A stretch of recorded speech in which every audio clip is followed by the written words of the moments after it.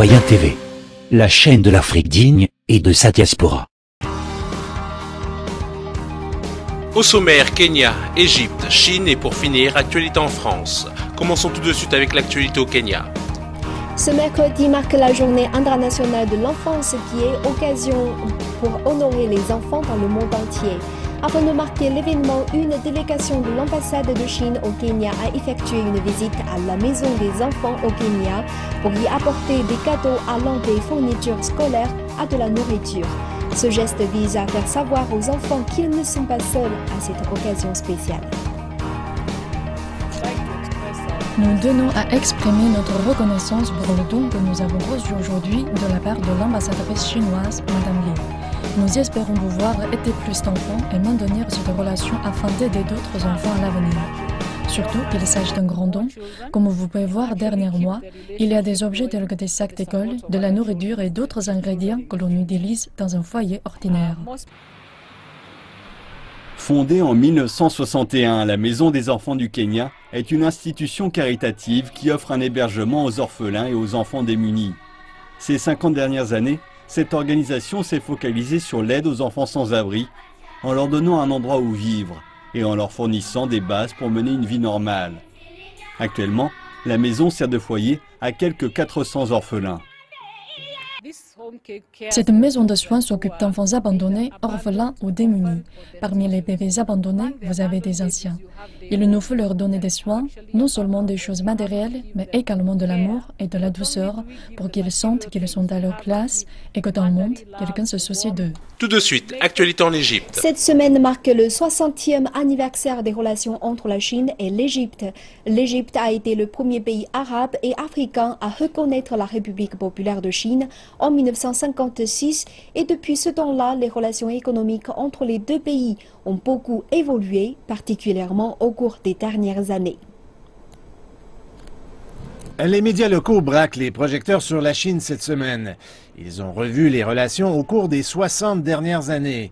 L'importante contribution de la Chine au processus de reconstruction de l'Égypte a aussi été soulignée. Le président égyptien a déjà rencontré son homologue chinois à 2 reprises. Ils vont se revoir à nouveau en septembre prochain. Célébrer 60 ans de relations entre l'Égypte et la Chine n'est pas qu'un événement médiatique. La communauté d'affaires a aussi souligné l'occasion en tentant de renforcer davantage les liens économiques. Une exposition sur la Chine et les pays arabes a été organisée dans le but d'ouvrir les marchés arabes aux produits chinois.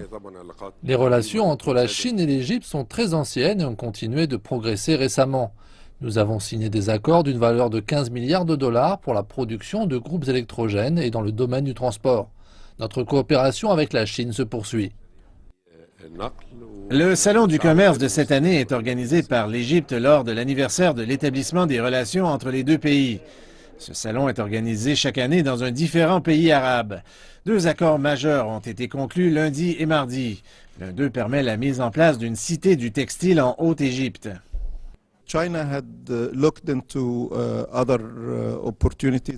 La Chine avait envisagé d'autres possibilités en Afrique. Ils ont déterminé que l'Égypte est le meilleur emplacement pour un tel projet. L'Égypte jouit d'un emplacement géographique favorable. Personne d'autre ne peut servir les 2 marchés de l'Afrique du Nord et de l'Afrique subsaharienne, sauf l'Égypte. L'Égypte a accès au marché mondial, non seulement en Afrique, mais les pays arabes, l'Union européenne et les États-Unis. Un autre accord a été signé pour permettre d'augmenter le commerce bilatéral.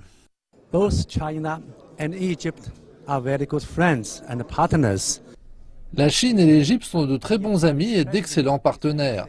Et quand le président chinois a visité l'Égypte fin janvier, les 2 pays ont décidé d'améliorer la coopération sur les différentes façons de conclure un partenariat stratégique complet.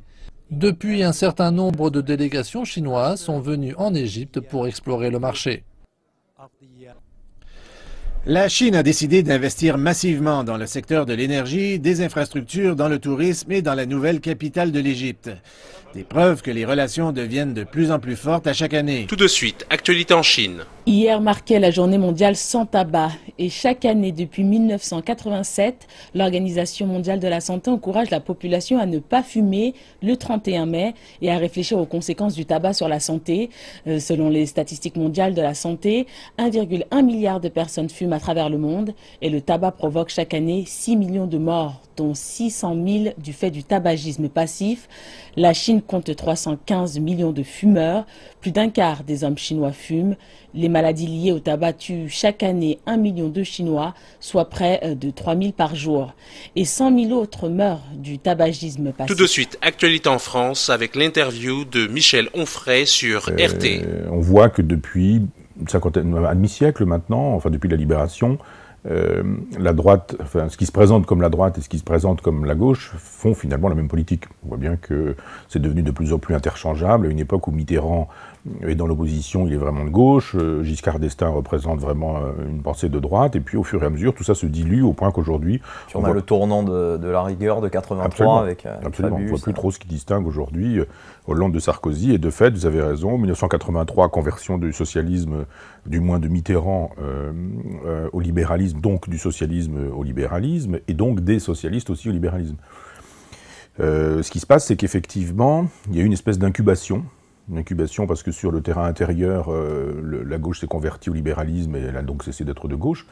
Et sur le terrain extérieur, la gauche s'est convertie à l'atlantisme, c'est-à-dire qu'elle est devenue belliciste en compagnie des États-Unis. Donc depuis 1991, c'est une autre date importante, la France est derrière les États-Unis. Nous avons, hélas, bombardé l'Irak en pensant que la suppression d'un dictateur laïque apporterait la démocratie, la suppression d'un dictateur laïque apporterait l'anarchie. Donc je pense qu'on a dit aux gens aussi que l'Europe était un horizon indépassable, que l'Europe c'était l'Europe libérale, qu'il n'y avait pas d'autre formule, et que quiconque n'était pas pour l'Europe était un nationaliste, donc un belliciste, donc un fasciste, donc un nazi, donc etc., etc. On arrive très vite au camp de concentration.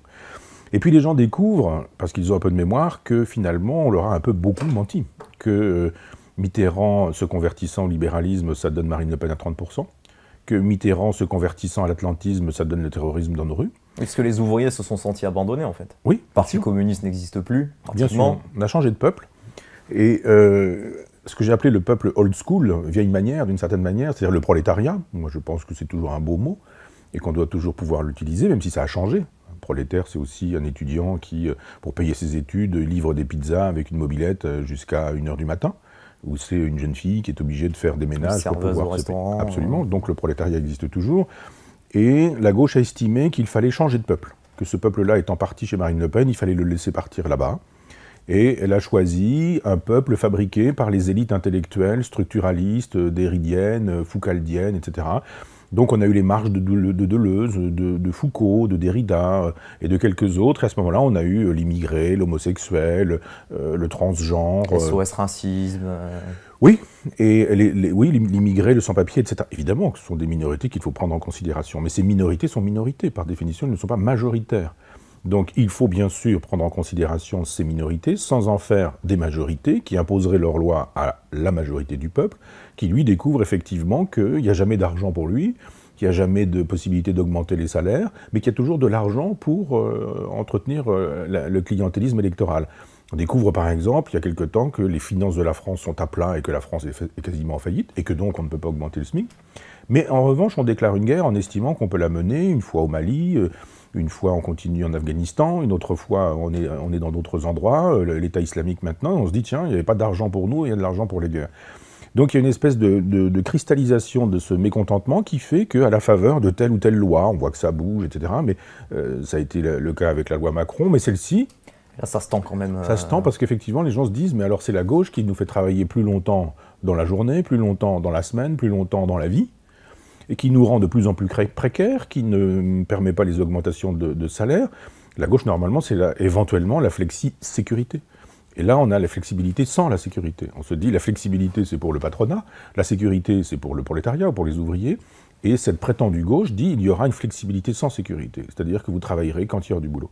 On vous mettra à la porte quand il faudra vous mettre à la porte. Les carnets de commandes seront là, vous aurez du travail, vous travaillerez 10 heures par jour, les carnets de commandes ne seront pas là, il n'y aura pas de travail, vous ne travaillerez pas, et puis vous serez au chômage. Oui, il y a plusieurs points dans cette loi. Et en même temps, on se dit, pas de sécurité. aussi. Donc les gens voient bien qu'ils ont du mal à payer les études de leurs enfants, ils sont souvent mariés, divorcés, donc payer les pensions alimentaires, qu'ils ont du mal à rembourser les traites de leur maison, de leur voiture, ou etc. Les enfants, les jeunes hommes, les jeunes filles sont obligés d'emprunter beaucoup d'argent, 20, 30, 40 000 euros pour payer leurs études. On s'américanise. Absolument. On entre dans la vie avec des dettes. On n'a pas encore de travail, mais on a déjà des dettes.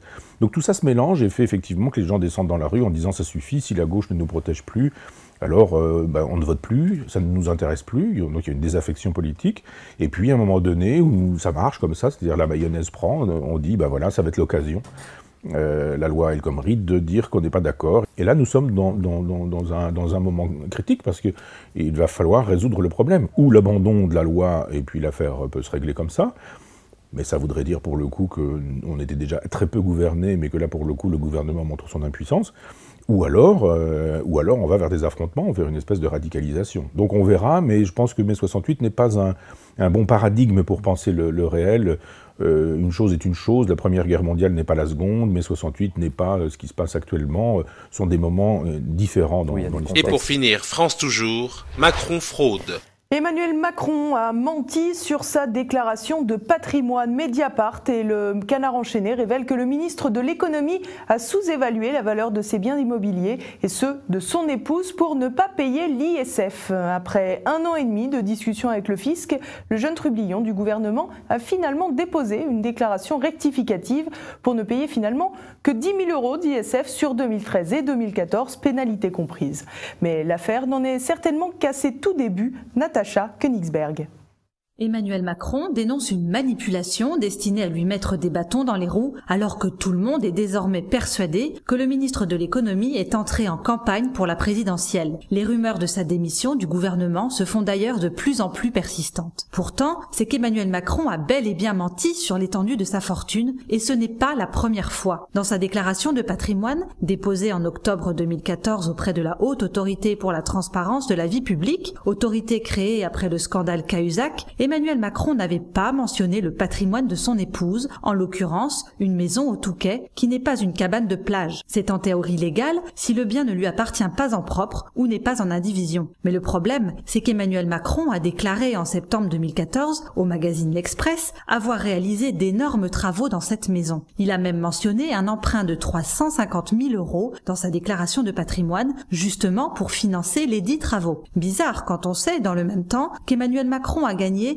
2,88 millions d'euros bruts, c'est-à-dire avant charge et avant impôt entre 2008 et 2012 en tant que banquier d'affaires. Bizarre quand on sait qu'il possédait encore voici peu un appartement en plein Paris valorisé 1 million d'euros dans sa déclaration de patrimoine. Appartement revendu depuis, puisque le ministre loge gratuitement à Bercy. Aussi, entendre qu'Emmanuel Macron a finalement déposé une déclaration de patrimoine rectificative sur 2013 et 2014 pour s'acquitter de seulement 10 000 euros d'ISF, pénalité comprise, fait sourire chez les fiscalistes et gestionnaires de patrimoine. Si la polémique Macron ne fait pas pchit, il devra expliquer ce que sont devenues les sommes gagnées chez Rothschild, où est placé le fruit de la vente de son appartement parisien, et combien vaut réellement la maison du Touquet, dans laquelle il a fait tant de travaux et dont il est, de fait, indivisaire, puisqu'il a financé les travaux et donc ajouté de la valeur au bien. Au total, le patrimoine réel d'Emmanuel Macron pourrait atteindre 2 à 3 millions d'euros. Si c'est moins comme il le prétend, 1,4 million, alors le ministre de l'économie est un très mauvais gestionnaire de patrimoine. Être riche n'est pas un délit, mais mentir sur sa fortune pour ne pas se couper du peuple et ne pas payer tout ou partie de ses impôts, si. Surtout quand on est ministre de l'économie. Jérôme Cahuzac, ancien ministre du budget, en sait quelque chose. Il est désormais mort politiquement, alors qu'il était pourtant promis à un bel avenir.